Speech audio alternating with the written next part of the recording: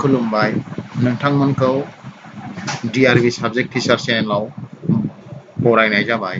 दिनै आं ASSLC आनजादाव pass जानानै थांनाय फरायसाफोर लोगोसे बिथांमोननि गार्जेनफोरनिसिम आङो मोनसे गोसो गुदुं जानानै भिडिअ बानायनाय जादों। बे भिडिअआनो जाहैबाय नोंथांमोना नायलांनो हागोन। भिडिअआ ASSLC एग्जाम पास जाखांनायनि उनाव फरायसाफोरा माखासे गभर्नमेन्ट कलेजाव एडमिसन लानो थाखाय गोसो गुदुं जानानै दं, नाथाय एडमिसनखौ लानो हाथ'वाखैमोन। दा जोंना गभर्नमेन्टआ फोसावनाय बायदि दिनैनि थारिखनिफ्राय दिनै 20 जुन थारिखनिफ्राय जोंहा एडमिसननि प्रसेसखौ बेखेवबाय एबा फोसावबाय।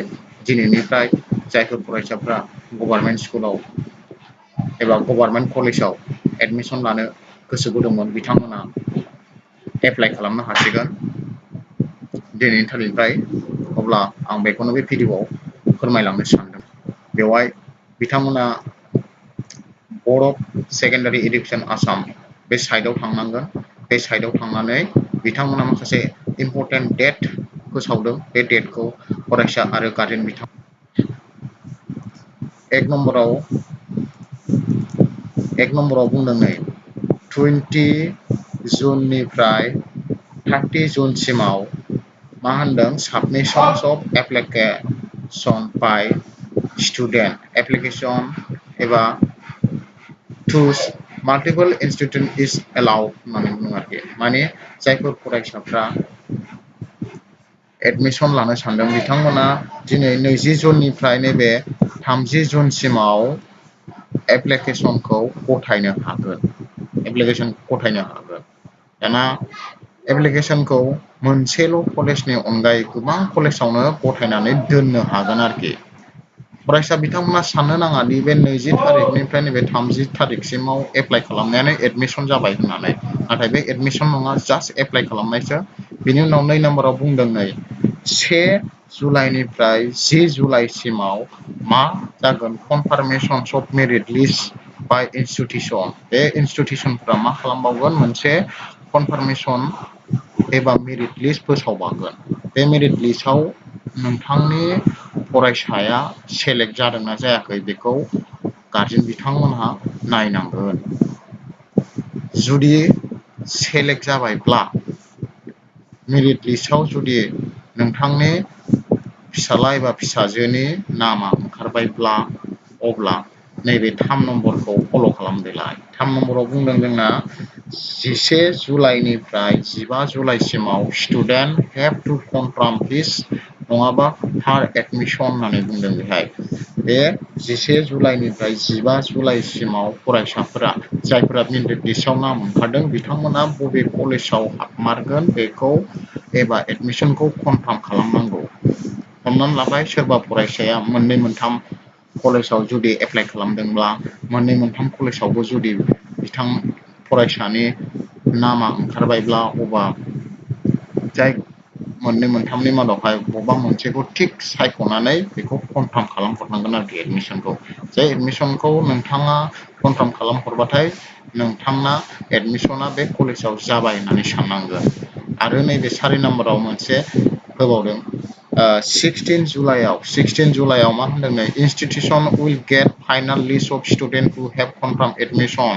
मा होननानै बुंदों इन्स्टिटिउसनफ्रा माखासे कलेजफोरा मा मोनगोन कनफार्मेशन लिस्टखौ मोनगोन आरोखि। जायफोर फरायसाफ्रा एडमिसनखौ कनफार्म खालामथारबाय बे कलेजाव फरायगोन होननानै बिसोरनि लिस्टखौ बे इन्स्टिटिउसना मोनगोन। बिसोरनो सोर हरगोन नैबे बर्डआ हरगोन। Board of secondary education Assam एबा सेबाया हरगोन बिसोरनो बे लिस्टखौ। बे लिस्ट हरनायखौ कलेजा मोनहैगोन। अब्लाना बे स्टुडेन्टनि एडमिसना बे कलेजाव कनफार्म। अब्ला जों एप्लाइ खालामसै। गिबियावनो जोङो बे फार्स्टनि लिंकआव थांबाय। लिंकआव थांनायनि उनावहाय जोंनाव बेबायदि फैगोन। बेबायदि फैखांनायनि उनाव माखासे इन्सट्राक्सन होननाय दङ इम्परटेन्ट डेट्सफोर बेखौ नायदो। बेनि उनावहाय नैबे जोंहा ग्रिन कालारनि एबा नीला कालारनि लिरनाय बेहाय थुनांगौ। थुखांनायनि उनावहाय जोंहा लगिन खालामनांगोन। बेयाव नोंनि रल नाम्बार लोगोसे नोंनि डेट अफ बार्थ आरो बे केप्सा बेखौ थुनानै जोङो लगइन खालामग्रोनांगोन।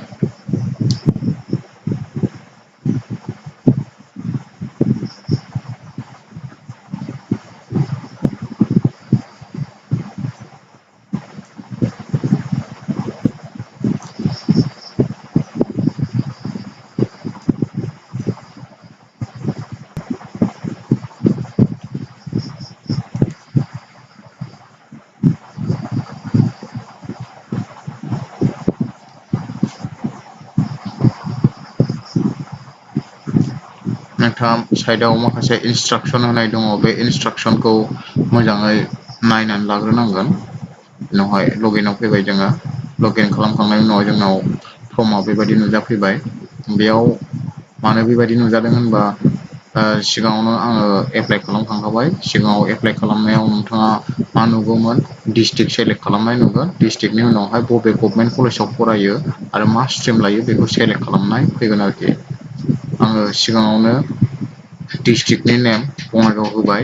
बिनि उनावहाय कलेजनि नामखौ बङाइगाव कलेज, ओमफ्राय स्ट्रिमखौ आर्टस होनानै आङो खालामबाय। बिनि उनावहाय एप्लिकेसनाव थुनानै आङो नैबे एप्लिकेसन फर्मखौ फिलाप खालामसिगोन आरोखि। दा नोंथाङा बेहाय मा मा बिनाय दङ बेखौ नायै नायै एप्लिकेसनखौ मोजाङै फिलाप खालामलांदो। अब्ला आं फिलाप खालामनायखौ नोंथाङा नायलांदो।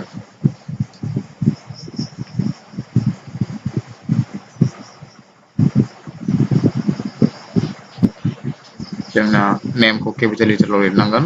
नेमा होनाय थाखायो बाय डिफल्ट दंखायो। बिनि उनावहाय माखासे कन्टेक्ट नाम्बार वाट्सएप नाम्बार थानाय कन्टेक्ट नाम्बार होदो। बिनि उनावहाय सेक्स, बिनि उनाव रिलिजन दा हिन्दु बा हिन्दु होदो, खृष्टान बा खृष्टान होदो आरो जा धोरोम बेखौ होदो। उनाव इमेल एड्रेस दंबा इमेल एड्रेस होदो। डेट अफ बार्थआथ' दंखायो बेखौ होदो। नेसनेलिटि होदो। बेनि उनावहाय फारि फारि नोंथाङा मा बिदों बेखौ फिलाप खालामलांबानो जाबाय आरोखि।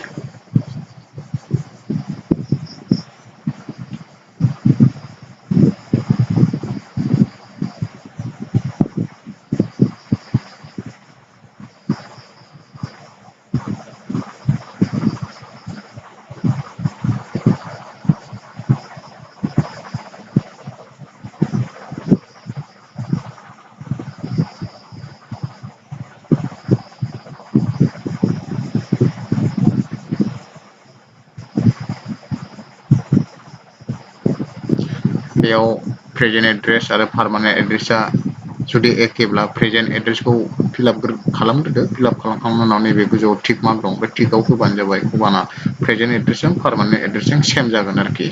बेखौ होदो।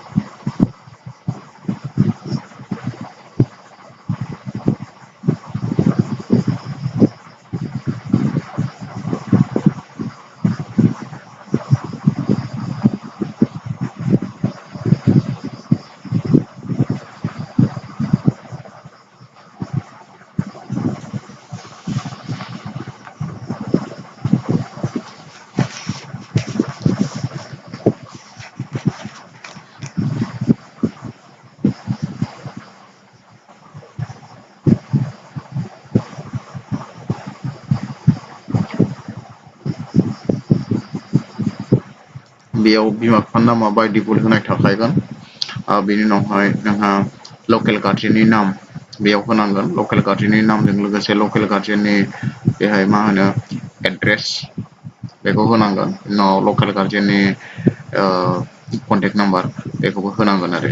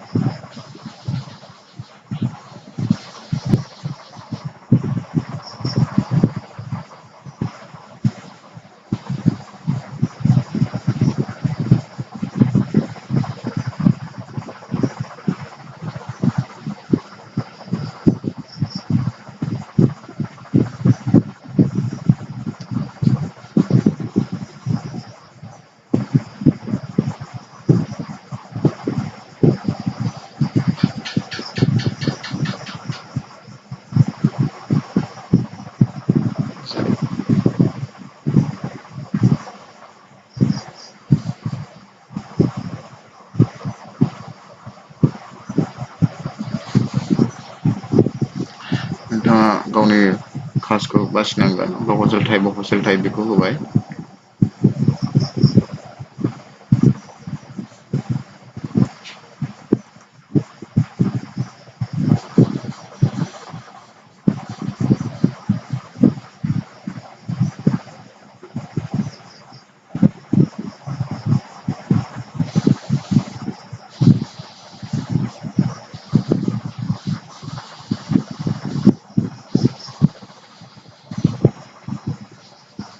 बिनि उनावहाय नोंथाङा मिडियामखौ सायख'नांगोन। मिडियामा मोननै थायो एसामिस आरो इंलिस। नोंथाङा इंलिसखौ होनांगोन आरो जायफ्रा एसामिस मिडियामाव फरायनो गोसो बिस्रा एसामिस होबानो जाबाय। जोंना फ्राय इंलिसआनो जाखागोन बेनिखायनो इंलिसखौ सेलेक्ट खालामदो बेनि उनाव नोंस्रा एक्सट्रा माबाफोर दङब्ला बे होबानो जाबाय मेनेसन खालामबानो जाबाय जुदि गैयाबा नोंथाङा ओरैनो बेखौ ब्लेंक हगार नङाबा नोंथाङा बेखौ निल होनानै लिरबाबो जागोन। बिनि उनाव साबजेक्ट बासिनाय ओरैनोथ' कम्पालसरि साबजेक्टआ इंलिसजों एम आइल जों कम्पालसरि जाखागोन इंलिस एम आइल आ कम्पालसरि बेनि अनगायै नोंथाङा मोनब्रै इलेक्टिभ साबजेक्ट बासिनांगोन आरोखि बेयाव लिस्टनिफ्राय मोनब्रै इलेक्टिभ साबजेक्टखौ बासिनानै होबानो जाबाय नोंथाङा मा माखौ लानो गोसो दं बेखौ।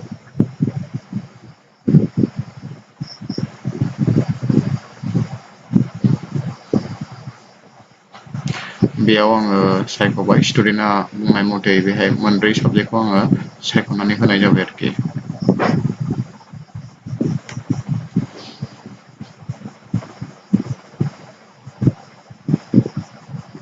नोंथाङा मा मा साबजेक्टखौ लानो गोसो दङ बेखौ नोंहा बेहाय सेलेक्ट खालामनांगोन।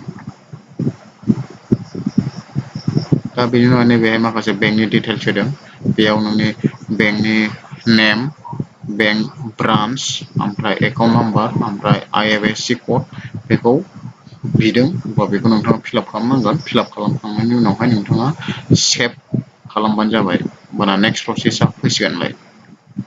नेक्स्ट प्रसेसआव नोंथाङा डकुमेन्ट आपल'ड खालामनांगोन नोंथांनि फट' नांगोन सिगनेसार नांगोन लोगोसे मा नोंथांनि कास्ट सार्टिफिकेटखौ नांगोन आरोखि। फैबाय जोंना बेहाय दा नेक्स्ट प्रसेसआव जोंना आपल'ड खालामनाय।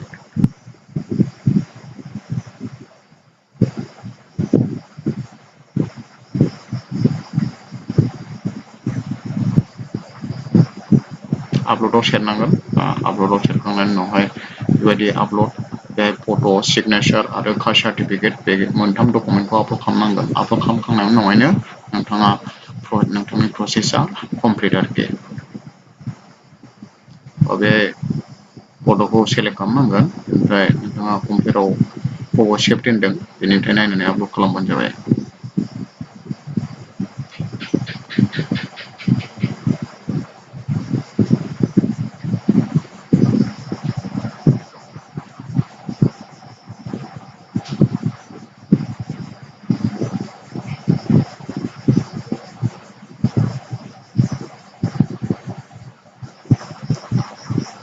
आपल'ड खालामखांबाय आपल'ड खालामखांनायनि उनावहाय जों फर्माव फैनांसिगोन आरोखि।